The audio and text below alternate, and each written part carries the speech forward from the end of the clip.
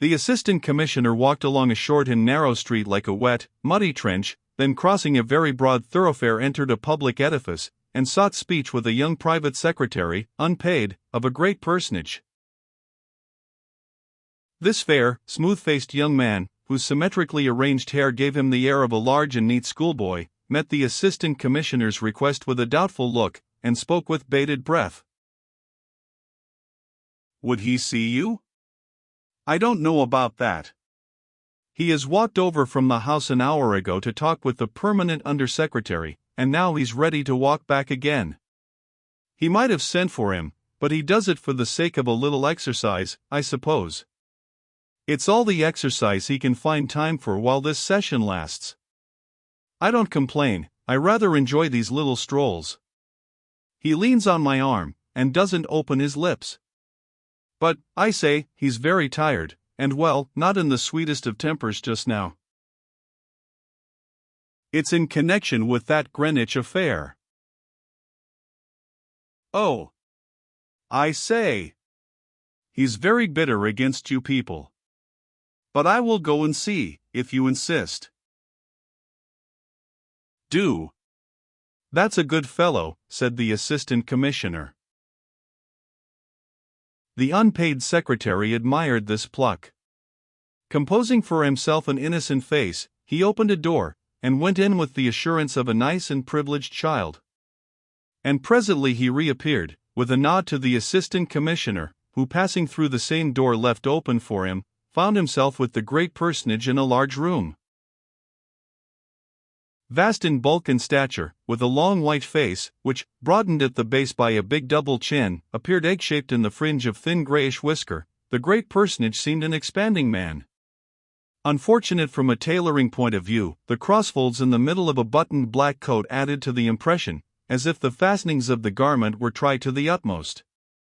From the head, set upward on a thick neck, the eyes, with puffy lower lids, stared with a haughty droop on each side of a hooked aggressive nose, nobly salient in the vast pale circumference of the face.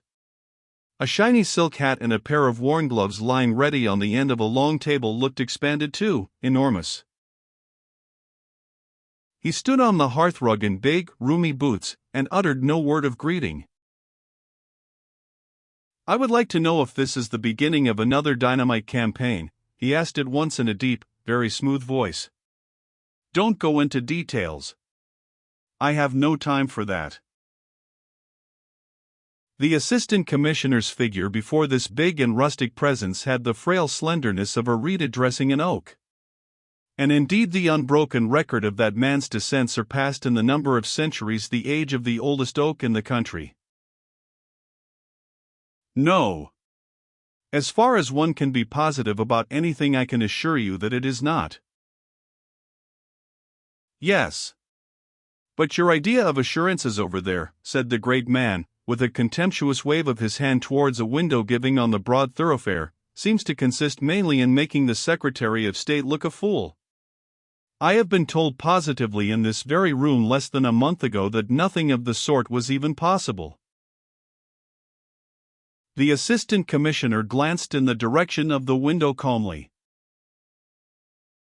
"You will allow me to remark, Sir Ethelred, that so far I have had no opportunity to give you assurances of any kind." The haughty droop of the eyes was focused now upon the assistant commissioner. "True," confessed the deep, smooth voice. "I sent for heat. You are still rather a novice in your new berth. And how are you getting on over there?"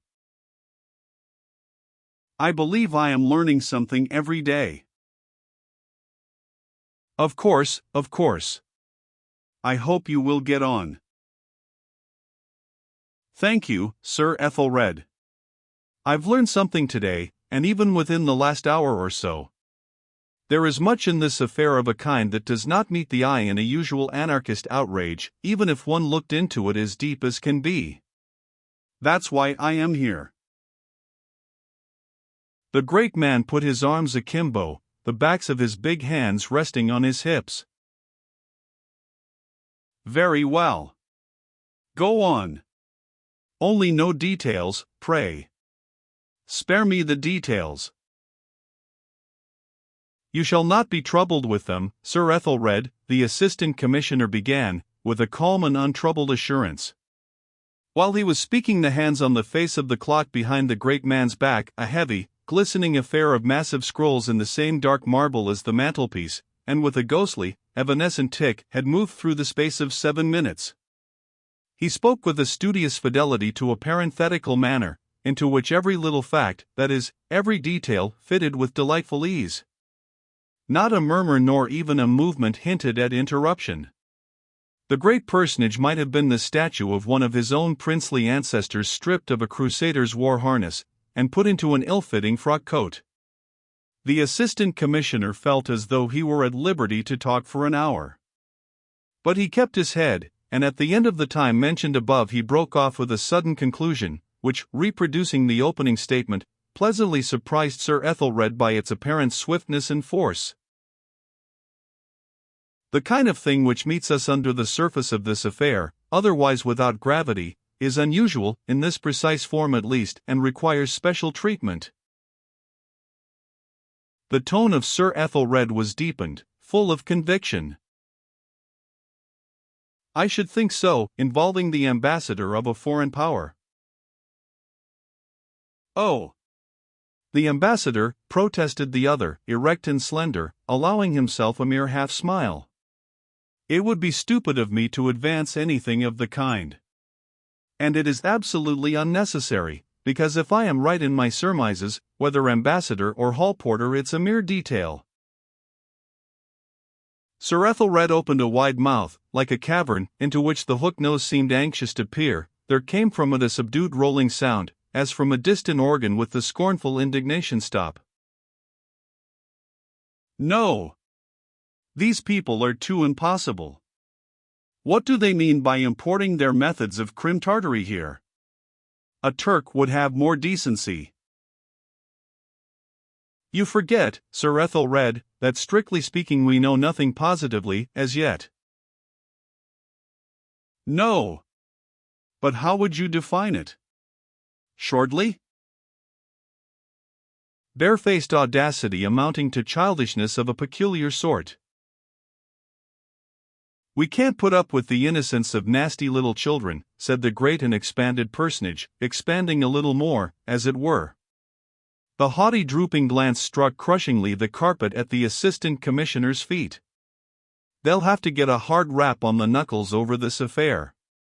We must be in a position to. What is your general idea? Stated shortly. No need to go into details.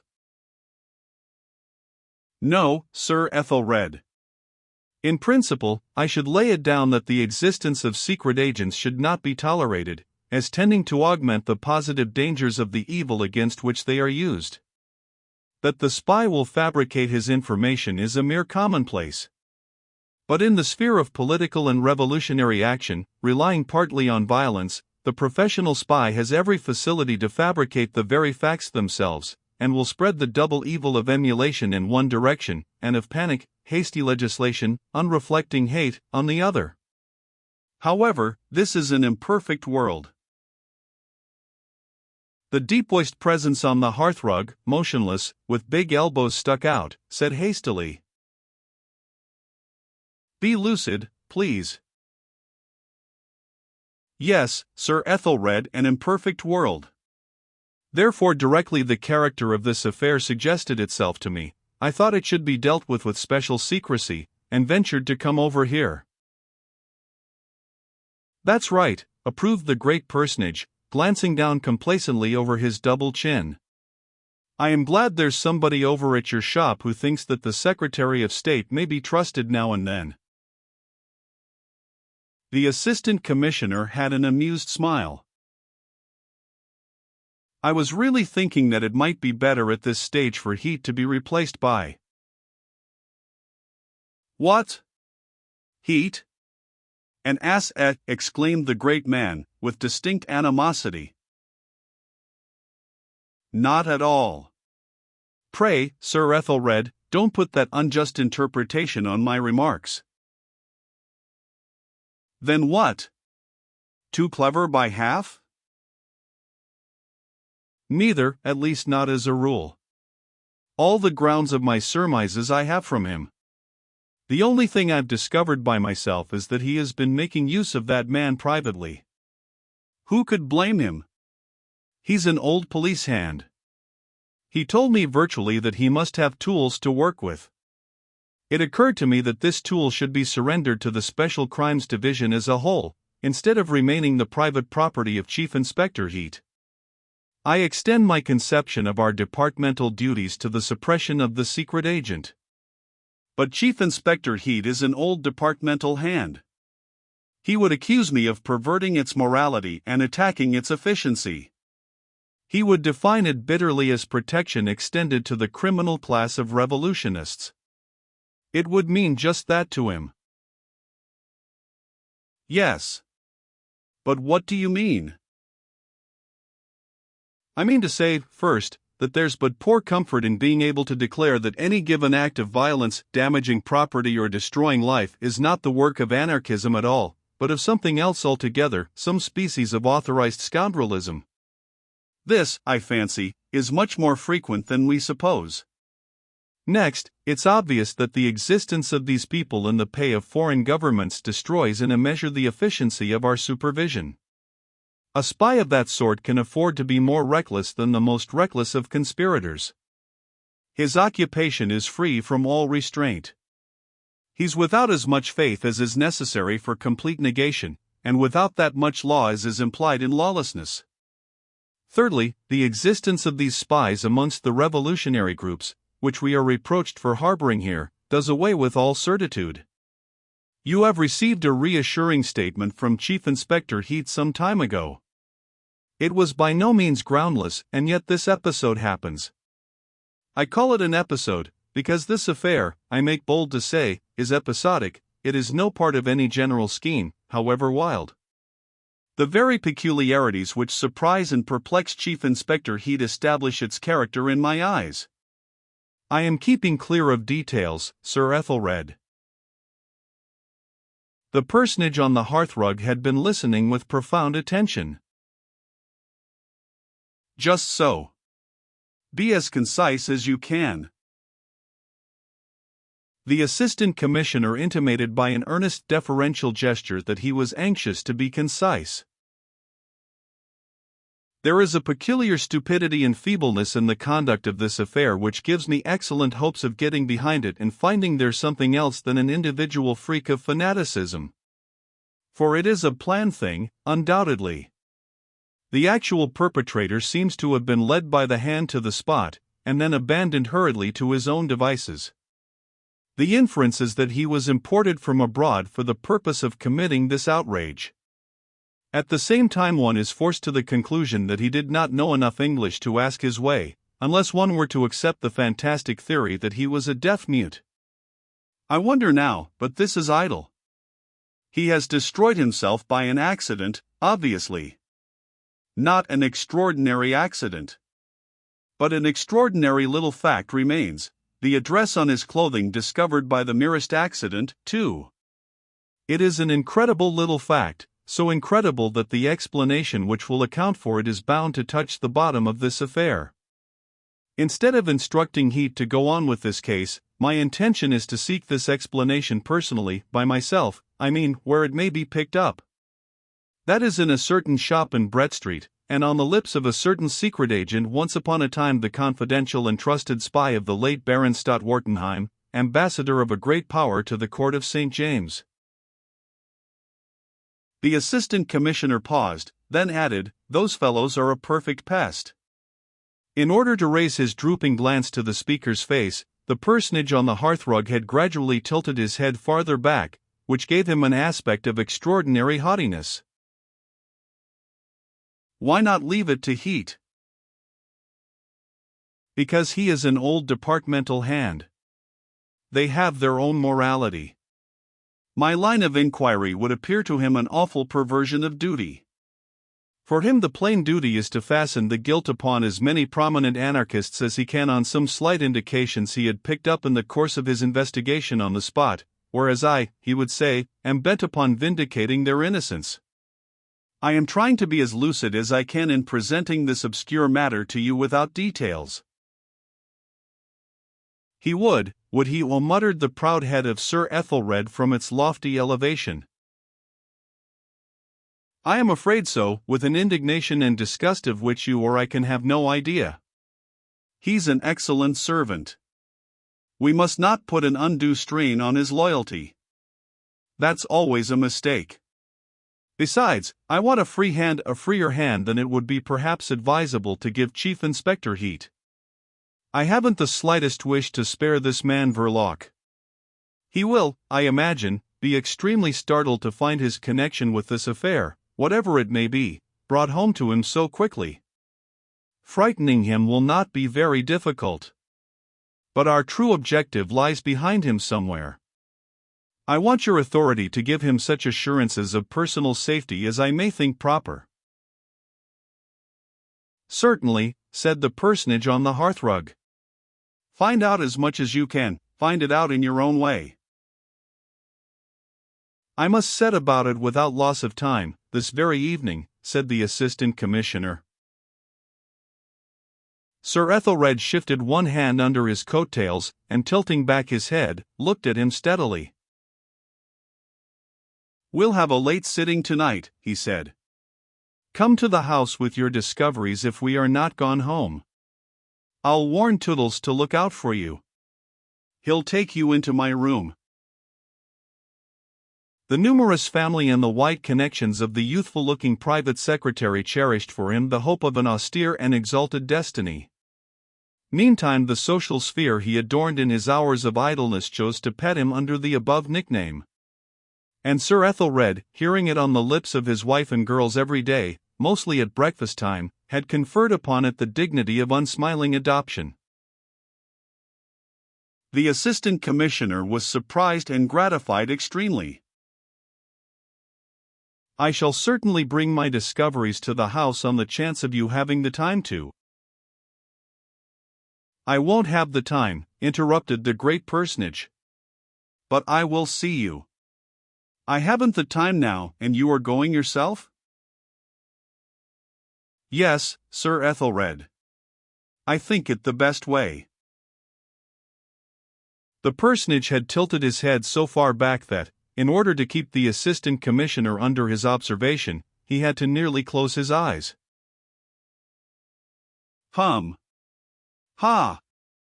And how do you propose, will you assume a disguise? Hardly a disguise. I'll change my clothes, of course.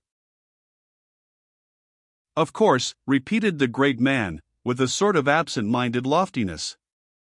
He turned his big head slowly, and over his shoulder gave a haughty oblique stare to the ponderous marble timepiece with the sly, feeble tick.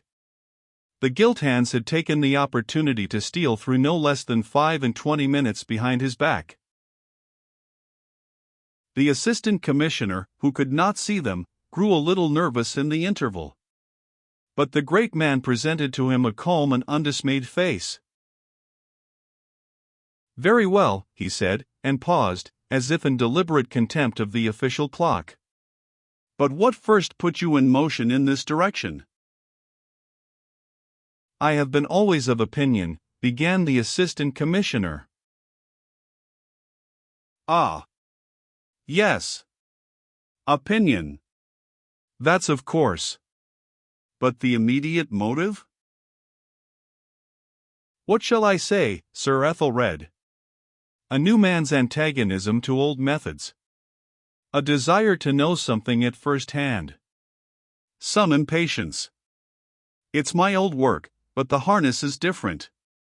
It has been chafing me a little in one or two tender places.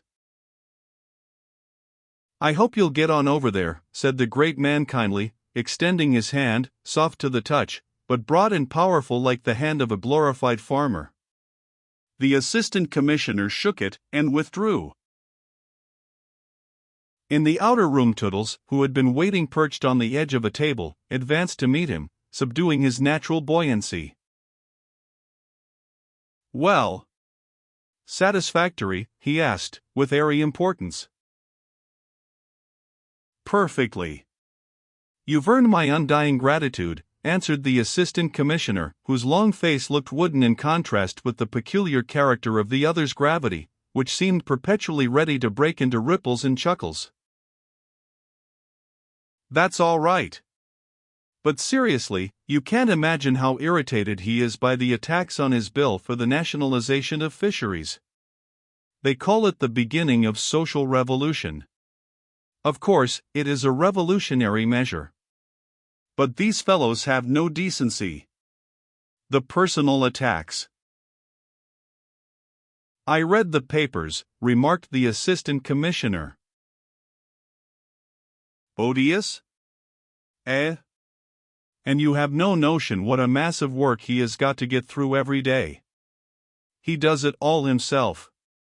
Seems unable to trust anyone with these fisheries. And yet he's given a whole half hour to the consideration of my very small sprat, interjected the assistant commissioner. Small. Is it? I'm glad to hear that. But it's a pity you didn't keep away, then. This fight takes it out of him frightfully. The man's getting exhausted. I feel it by the way he leans on my arm as we walk over. And, I say, is he safe in the streets? Mullins has been marching his men up here this afternoon. There's a constable stuck by every lamppost, and every second person we meet between this and Palace Yard is an obvious tech. It will get on his nerves presently. I say, these foreign scoundrels aren't likely to throw something at him, are they? It would be a national calamity. The country can't spare him. Not to mention yourself. He leans on your arm, suggested the assistant commissioner soberly. You would both go. It would be an easy way for a young man to go down into history? Not so many British ministers have been assassinated as to make it a minor incident. But seriously now.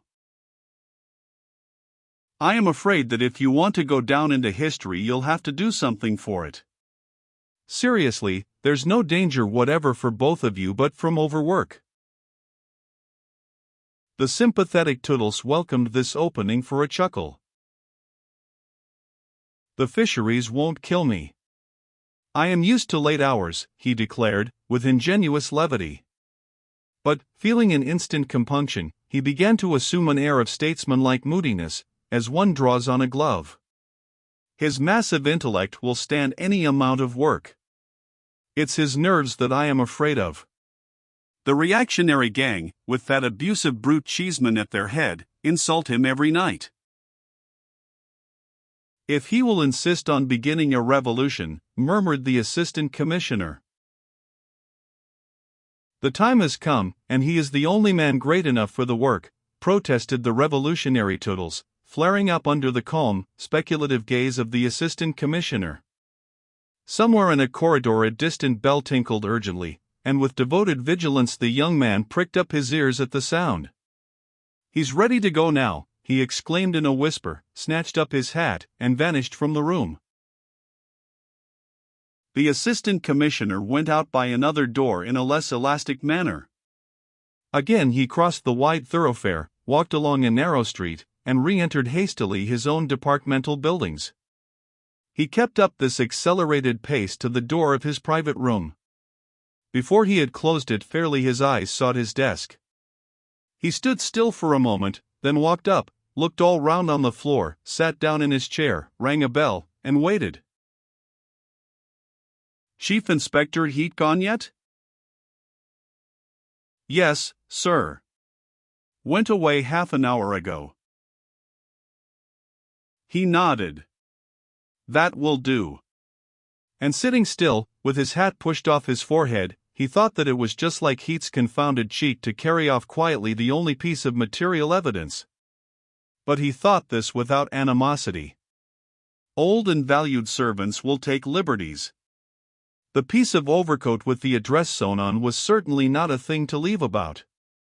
Dismissing from his mind this manifestation of Chief Inspector Heat's mistrust, he wrote and dispatched a note to his wife, charging her to make his apologies to Michaela's great lady, with whom they were engaged to dine that evening. The short jacket and the low, round hat he assumed in a sort of curtained alcove containing a washstand, a row of wooden pegs and a shelf, brought out wonderfully the length of his grave, brown face. He stepped back into the full light of the room, looking like the vision of a cool, reflective Don Quixote, with the sunken eyes of a dark enthusiast and a very deliberate manner. He left the scene of his daily labors quickly like an unobtrusive shadow. His descent into the street was like the descent into a slimy aquarium from which the water had been run off. A murky, gloomy dampness enveloped him. The walls of the houses were wet, the mud of the roadway glistened with an effect of phosphorescence, and when he emerged into the Strand out of a narrow street by the side of Charing Cross Station, the genius of the locality assimilated him. He might have been but one more of the queer foreign fish that can be seen of an evening about their flitting round the dark corners. He came to a stand on the very edge of the pavement, and waited. His exercised eyes had made out in the confused movements of lights and shadows thronging the roadway the crawling approach of a hansom. He gave no sign, but when the low step gliding along the curbstone came to his feet he dodged in skillfully in front of the big turning wheel, and spoke up through the little trapdoor almost before the man gazing supinely ahead from his perch was aware of having been boarded by a fare. It was not a long drive. It ended by signal abruptly, nowhere in particular, between two lamp-posts before a large drapery establishment, a long range of shops already lapped up in sheets of corrugated iron for the night. Tendering a coin through the trapdoor, the fare slipped out and away, leaving an effect of uncanny, eccentric ghastliness upon the driver's mind.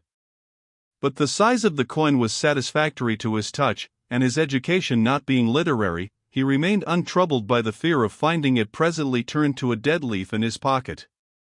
Raised above the world of fares by the nature of his calling, he contemplated their actions with a limited interest. The sharp pulling of his horse right round expressed his philosophy. Meantime, the assistant commissioner was already giving his order to a waiter in a little Italian restaurant round the corner, one of those traps for the hungry, long and narrow, baited with a perspective of mirrors and white napery, without air, but with an atmosphere of their own, an atmosphere of fraudulent cookery mocking an abject mankind in the most pressing of its miserable necessities.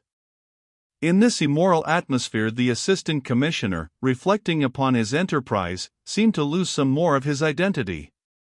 He had a sense of loneliness, of evil freedom. It was rather pleasant. When, after paying for his short meal, he stood up and waited for his change, he saw himself in the sheet of glass, and was struck by his foreign appearance. He contemplated his own image with a melancholy and inquisitive gaze, then by sudden inspiration raised the collar of his jacket. This arrangement appeared to him commendable, and he completed it by giving an upward twist to the ends of his black mustache. He was satisfied by the subtle modification of his personal aspect caused by these small changes. "That'll do very well," he thought. "I'll get a little wet, a little splashed." He became aware of the waiter at his elbow and of a small pile of silver coins on the edge of the table before him. The waiter kept one eye on it, while his other eye followed the long back of a tall, not very young girl, who passed up to a distant table looking perfectly sightless and altogether unapproachable. She seemed to be a habitual customer.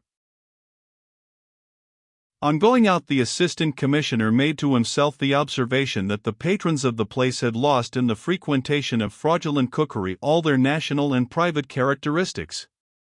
And this was strange, since the Italian restaurant is such a peculiarly British institution.